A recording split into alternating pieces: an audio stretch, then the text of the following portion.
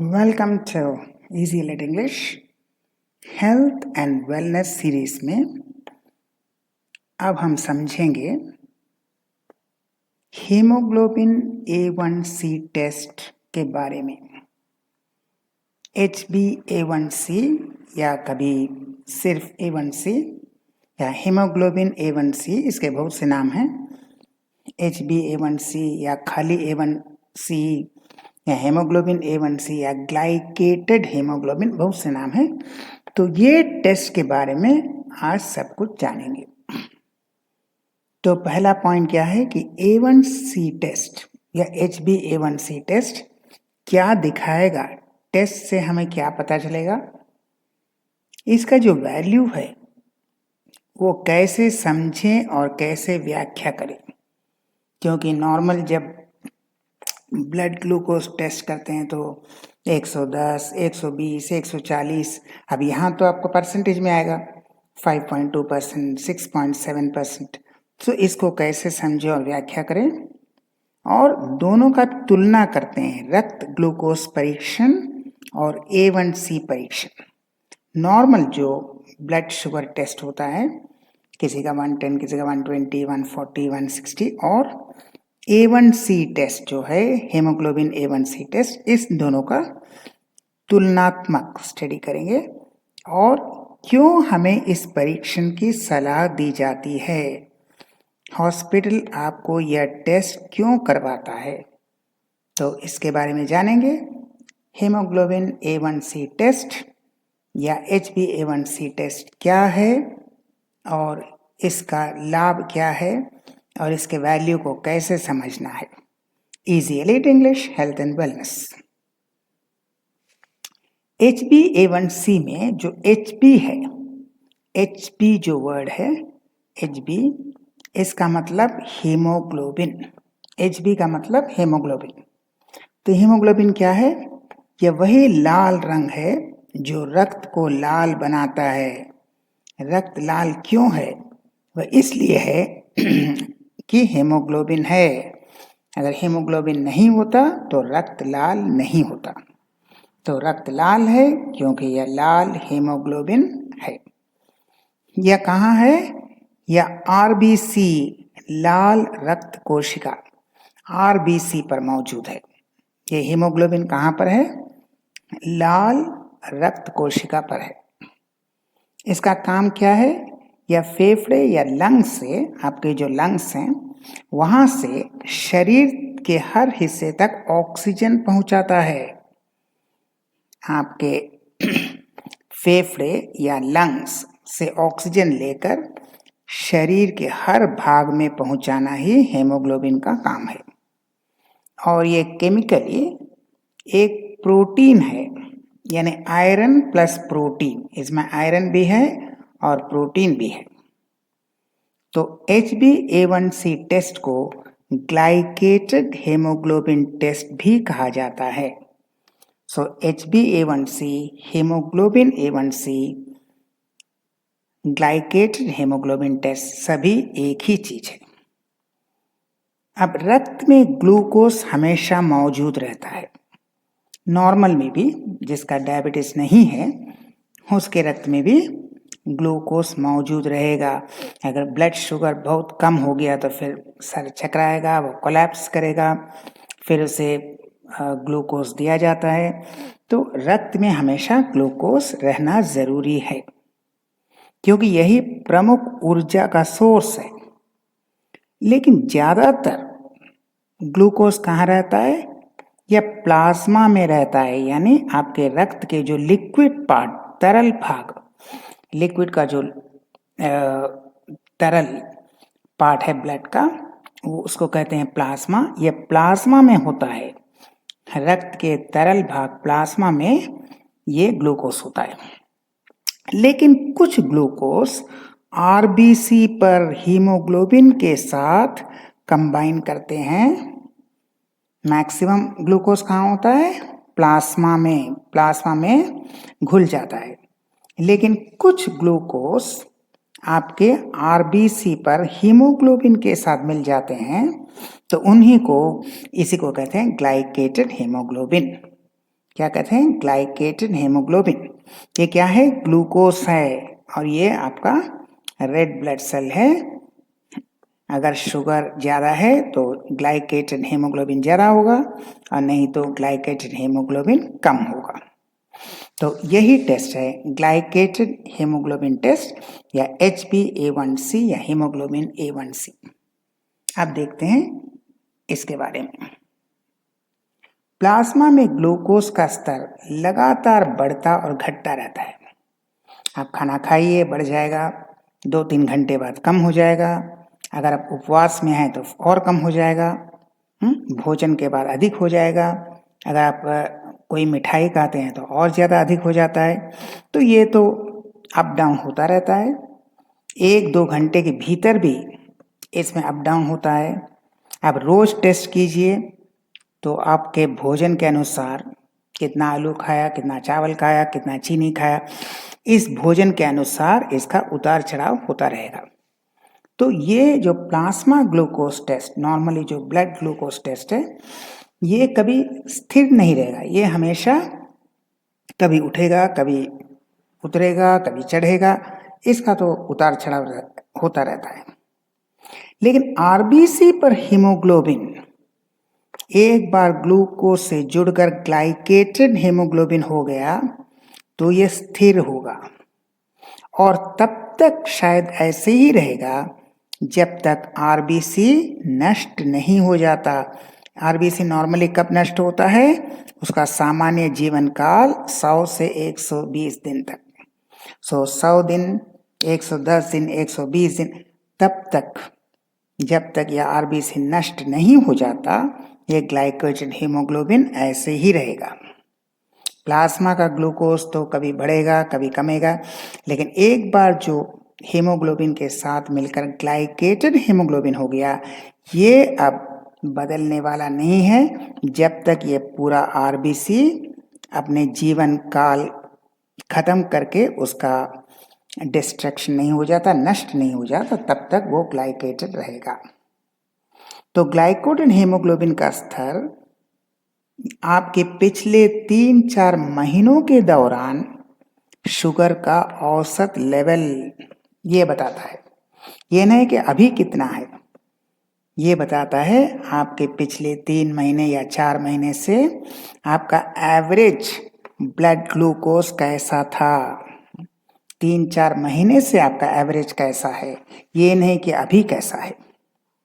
हो सकता है जैसे किसी डायबिटीज रोगी ने कुछ मिठाई खा लिया तो क्या होगा, उसका ब्लड ग्लूकोज बढ़ेगा, लेकिन HbA1c ठीक रहेगा। और वह हर दिन मिठाई खाता है, डॉक्टर की बात नहीं सुनता है, वह रसगुल्ला जलेबी खाता है, लेकिन टेस्ट के पहले 3 दिन, 4 दिन, 5 दिन, 6 दिन वो बंद कर दिया, तो ब्लड ग्लूकोज तो कम हो जाएगा, लेकिन HbA1c कम नहीं होगा। HbA1c ये 3 दिन, 4 दिन, 5 दिन का किस्सा नहीं है, ये 3 महीने या 4 महीने का जो एवरेज है वही है।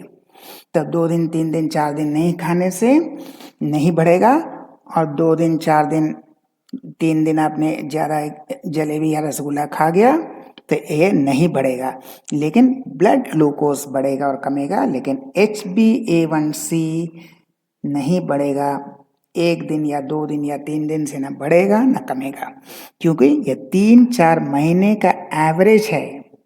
3-4 महीने से आपके ब्लड में एवरेज कितना ब्लड ग्लूकोज है, इसका एक औसत एवरेज वैल्यू है।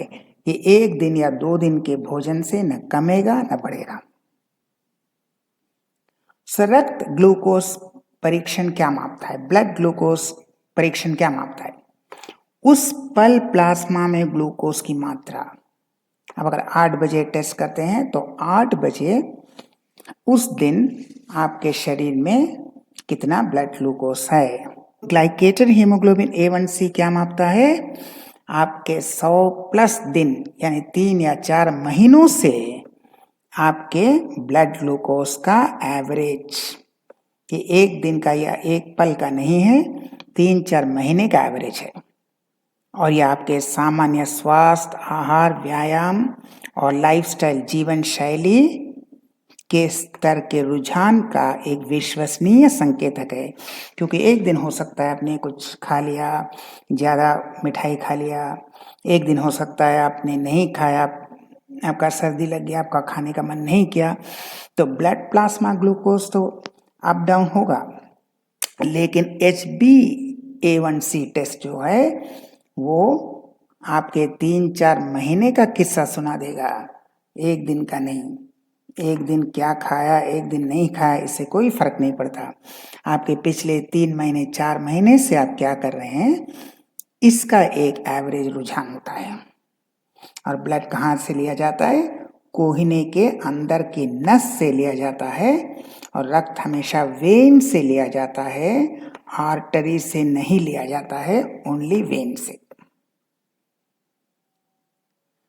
तो ये कैसे इंटरप्रेट करें? ये जो EAG है यह एस्टिमेटेड एवरेज ग्लूकोज, 3-4 महीने में आपका एस्टिमेटेड एवरेज ग्लूकोज, और A1C जो है वो परसेंटेज में होता है। तो इसे कैसे कन्वर्ट करें? तो ये टेबल दिया हुआ है। और एक चीज़ है, इसके लिए आपको कोई प्रिपरेशन नहीं करना है। कहते हैं ना फास्टिंग में आपको 12 घंटा फास्टिंग होना चाहिए या खाने के 2 घंटे बाद, इसमें ऐसा कोई चीज़ नहीं है। आप जब भी जाएंगे आपका टेस्ट हो जाएगा और आपको एक ही वैल्यू मिलेगा। तो 5.7 से नीचे तक ये नॉर्मल, 5.7 से 6.4 जो है यह प्री डायबिटिक, और 6.4 से अगर ज़्यादा हो गया तो वह डायबिटिक है। 5.7 से जो कम है वो नॉर्मल है, 5.7 to 6.4 प्री डायबिटिक, यानी दवाई तो नहीं चाहिए लेकिन उसके लाइफस्टाइल में थोड़ा चेंजेस चाहिए, और 6.4 से ज़्यादा वह डायबिटिक है। यह फॉर्मूला कैसे करते हैं? जो A1C वैल्यू है 4.5, 5, 6.5 जो भी है, जो ये वैल्यूज़ है, इस वैल्यू को 28.7 से मल्टीप्लाई करते हैं और 46.7 को माइनस करना है, तब आपका मिलेगा एस्टिमेटेड एवरेज ग्लूकोज इन mg/डेसीलीटर। तो A1C जो भी है, समझिए आपका 6% है, तो 6 को आप 28.7 से मल्टीप्लाई करके उसमें से माइनस कीजिए 46.7, तब आपको मिलेगा एस्टिमेटेड एवरेज ग्लूकोज, ये मिलेगा आपका अप्रॉक्सीमेटली 126।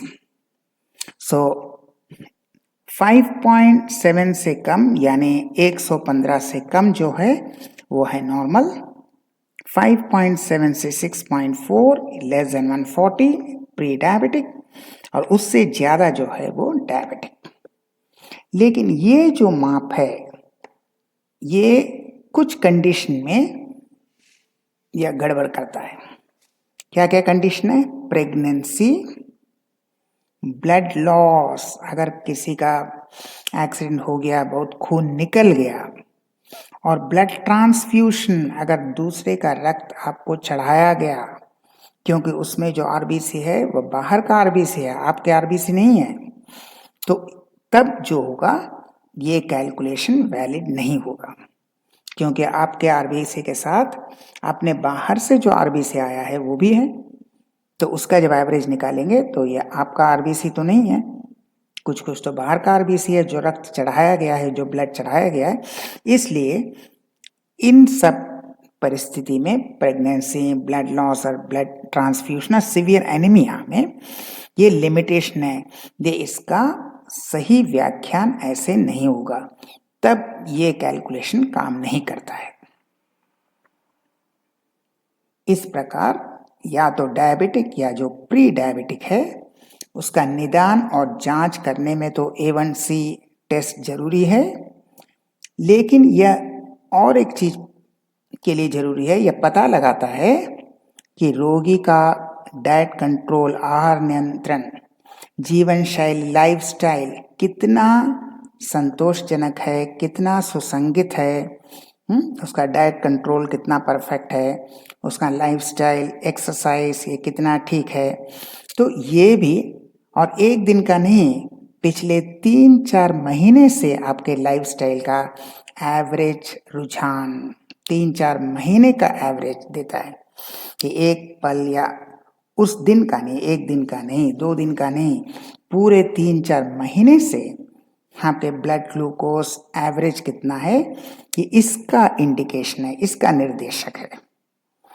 तो जानिए, अपने डॉक्टर के सलाह से डायबिटीज को कंट्रोल कीजिए। और हाँ, वर्ल्ड डायबिटीज डे नवंबर 14 को मनाइए, वर्ल्ड डायबिटीज डे। किसी गद्दार या नकली बैरिस्टर का जन्मदिन नहीं है ये, जन्मदिन के तौर पर मत मनाइए। ये न किसी नेता का जन्मदिन है, न किसी गद्दार का जन्मदिन है, न किसी नकली बैरिस्टर का जन्मदिन है, न किसी हिंदू विरोधी का जन्मदिन है। ये जो है, ये वर्ल्ड डायबिटीज के रूप में ही मनाइए नवंबर 14 को। फिर हम आएंगे दूसरे वीडियो के साथ। तब तक स्वस्थ रहिए। Thank you and good bye.